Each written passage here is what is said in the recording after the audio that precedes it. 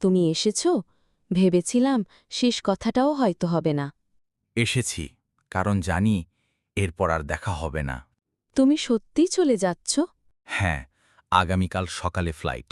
তুমি তো বলেছিলে একসাথে স্বপ্ন দেখব, একসাথে হাঁটব। এসব কথা কি এত সহজে ভুলে গেলে? ভুলি কি করে? প্রতিটা কথা আজও মনে গেঁথে আছে।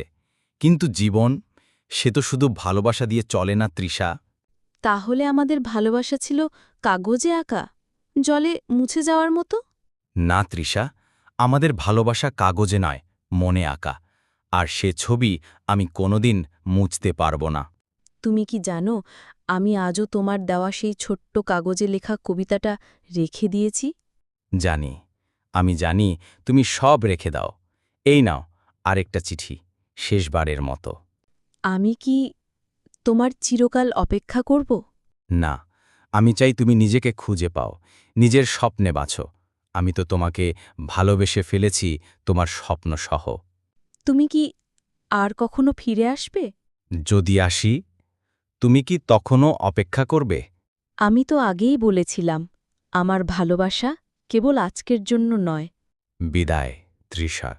বিদায়।